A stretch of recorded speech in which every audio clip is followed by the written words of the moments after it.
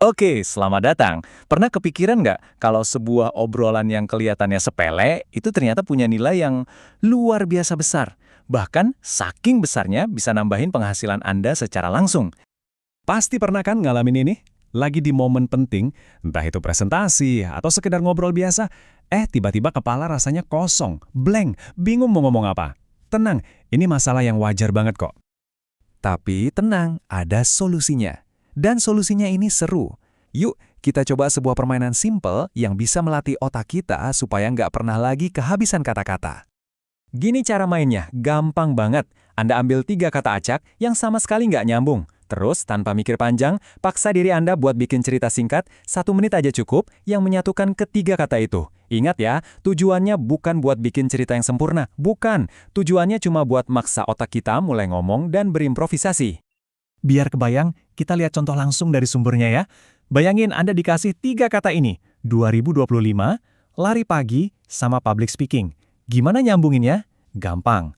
Anda bisa langsung bikin cerita soal resolusi tahun baru 2025, di mana seseorang berjanji mau rutin lari pagi biar sehat, dan di saat yang sama, dia juga mau melatih kemampuan public speaking-nya. Tuh kan, tiba-tiba aja ada alur cerita yang terbentuk.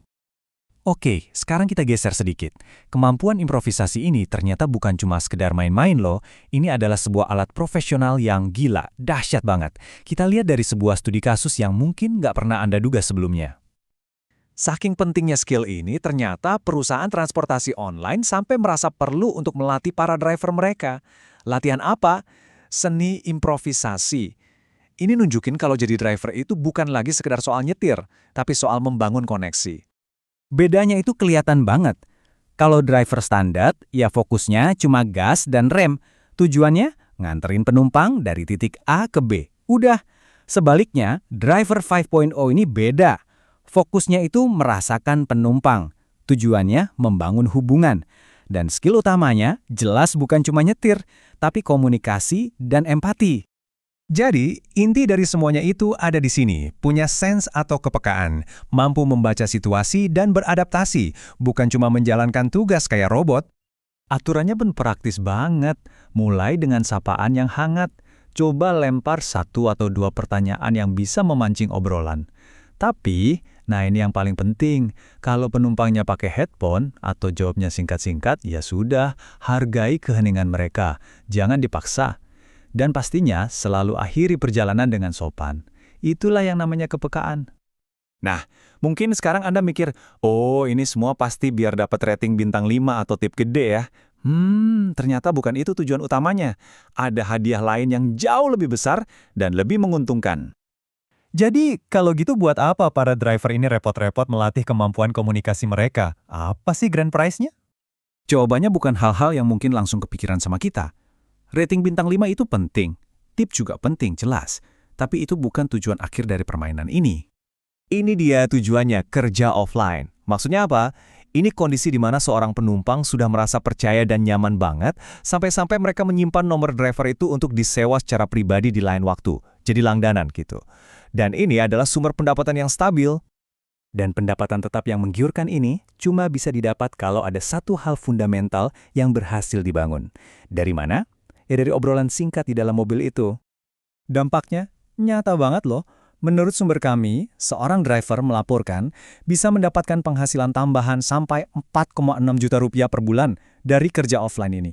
Semua itu berawal dari mana? Dari sebuah percakapan yang baik.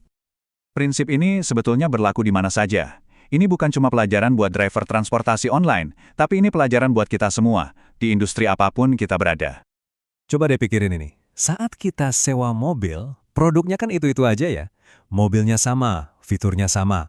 Mobil Avanza di Jakarta, ya sama persis kayak Avanza di Surabaya. Nggak ada bedanya. Kuncinya ada di sini. Ketika produknya identik, satu-satunya pembeda yang benar-benar berpengaruh adalah elemen manusianya. Pengalaman yang diberikan oleh orang yang menjalankannya. Dan ini bukan fenomena baru. Jauh sebelum era aplikasi, pasar taksi di Indonesia kan juga begitu. Banyak merek, mobilnya pun mirip-mirip.